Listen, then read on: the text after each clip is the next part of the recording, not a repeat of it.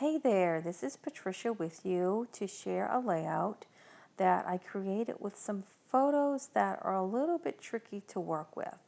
They're busy and they're also not the best photos, especially the ones with me throwing the frisbee as my husband took the picture as he caught the frisbee. But here I'm going to use several stamps. I have everything linked on the blog, on the Alt New blog. And my idea for the layout is an 8.5 by 11 with the portrait photo at the top and then the two square photos at the bottom. I want to work in this adorable Say Cheese camera stamp. So I'm going to stamp this with a tone-on-tone effect onto the pale gray cardstock with some gray ink. I'm not changing the ink color. I'm going to stay with the same color ink and just use different layers of the stamp. Since I'm going with more of a vintage feel for this layout, I'm going to go with the wood grain for the camera cover. And each layer fits on top of each other, and it takes a little bit of practice. I know for me, being a newbie with layered stamps like this, and sorry for the headshot there, and that's the reason why, is you really kind of need to get over that stamp and make sure you get it stamped correctly. But the good thing is you can stamp it again and do it, and the more that you do it, the better you get at it. And so now I'm going to just fussy cut this out and put this to the side. Since I have a layout with 3 photos, I want to bring in smaller flowers. I don't want anything too big, so I think these smaller flowers will work fine. Now again, I'm a newbie to layered stamping, so I found the trick for me is to place that stamp. You could see it a little bit earlier ago. I'll place the stamp back onto, I'm going to do it right there, back onto the pattern, and then pick it up with my stamp block. And that helps me to make sure that I get it lined up right. And I still get it off just a little bit. You can see right there on that flower. But like I said, the more that you do it, the better it gets. And it's it's absolutely gorgeous. So anyway, I'm going to keep layering these. And I layered even the center piece. And it just makes the whole flower come alive. I just love the way that looks. So as you can see, I have all the inks listed on the Alt New blog, but I'm using a pink and a peachy color. So I'm kind of going with a nice soft vintage feel for this entire layout. So now I'm going to pull in these little bitty flowers. They're so cute, and even they have little layers to them. And at first I didn't understand why you needed the layers for those, and then I stamped it and I was like, oh my gosh, it really does make a difference to these flowers. So again, I'm just going to stamp a whole lot, and you'll see I even stamped a few extras, because like I said, I really am a newbie to the layered stamping, and I am a bit of a perfectionist, so I want it to be as nice as possible. So I make sure that I have several options so I can pick the better stamped image. And now I'm just going to keep on adding the layers to this little flower, keep building on it, even put in the little center dot in the middle of it. Now I'm going to move on to a leaf to stamp, and since my photos have so much green in it, I don't want my leaves to be green. And I've already have the gray camera, so I'm going to do the gray inks for the stamp. Now I'm only going to use the 2 layers of the stamps. I think this one has 3 layers, but I want the leaf to stay soft with not too much definition to it, but it has just enough detail and definition with the second layered stamp. Now I'm going to die cut all of these out with the matching dies, and now I have my die cuts ready for my layout. But before I do that, I want to go ahead and start working on the actual background of the layout. I want to do some direct stamping onto it using the UR stamp set. I love these swirls. I don't know exactly what you call them. This one looks almost like a leaf. The other one looks like a little cloud.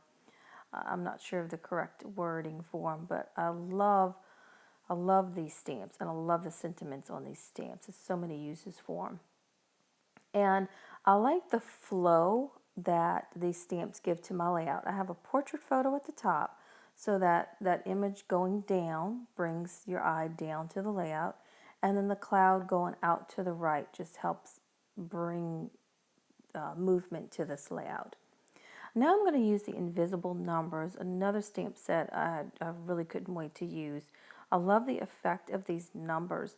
Now I stamped June and I'm stamping the date 12, and I used the lightest color of gray ink. And I was like, ooh, I really wish I would have used a little bit darker so it would show up better. But I used a darker gray for my title, which is right here. This is Perfectly Wonderful. And in the long run, it really does look good because everything is in the background, and that title stamped image right here really can stand out and be seen. I don't like it when titles kind of get a little lost on your layout. Now I'm going to pull in the same vintage flower stamp set, I'm going to pull in this branch, and I'm going to use the darker color gray ink. And this is going to be the start of how I want to use all those beautiful flowers that I stamped and die cut. So I'm going to do a little partial stamp of that branch coming from the edge onto the layout. And again, it brings movement and it brings direction to my layout. I love those kind of stamps and those things. Now I want to bring in some pattern paper only to add a little extra color. And as I did that, I realized I really want that camera a little bit darker. So I re-stamped it in a darker color gray. And now I left a lot of this video in showing me moving pattern paper around. And I just wanted to leave it in so that you could see a little bit of my process with bringing in other elements besides the stamped images. It's a lot of cutting. I usually use my scissors instead of a trimmer. And you can see I even bend the paper right there to do a little mark where I want to cut it. Um, I'm kind of carefree and almost a little lazy the way I cut things and put pattern paper together like that. So I'm not sure about that. It's not what I want exact, but in the meantime, I'm going to go ahead and start placing all of those beautiful die cuts. Now, I'm not really thinking about where I'm placing them because what I do is I need to adhere them. So I'm going to take a picture with my iPhone and then I'm going to adhere them, and chances are they're not going to go exactly the way they are. But this gives me an idea, so I can keep it like that or I can change it up a little bit. I'm going to leave that as is, and as you can see now, I'm starting to move some of that paper around. And like I said, I just want a little extra color, a little extra texture. And when I say color, this is neutral pattern paper, but the stripes are so bold, it's really going to bring your eye up to that busy photo at the top of my daughter. And then I added just a little strip of that same stripe paper at the bottom, and that'll help balance it a little bit. Now I found this color pattern paper that really goes beautifully with the ink that I stamped in the flowers. So I'm going to trim this to get it the way I want it. As I place my papers, I stagger them next to the photo, and by staggering them, it frames that photo and gives a slight layered look. Even though this is a very simple layout, it just gives it a nice look. Now again, I'm doing some more staggering here with my journaling lines. I just usually grab something nearby that has a straight edge and use my pencil to draw those lines. And I sent this through the typewriter and then erase those pencil lines. And as you can see, I have the lines coming in towards the main layout. Everything's coming towards the middle. So I wanted to create movement again with the journaling. I'm happy with everything, so I want to go ahead and adhere everything and get it into place. And even my flowers, I had to get my flowers off to do the journaling. And that's why I take a picture. I take a picture of things like that so that I can go back in with my glue and hopefully follow the picture that I took to get it. And you can see here that I'm going to start doing that. And as I did it, I ended up changing it, but I did refer back to my picture on my iPhone. So I adhered some of those with some foam adhesive and then some with some liquid adhesive.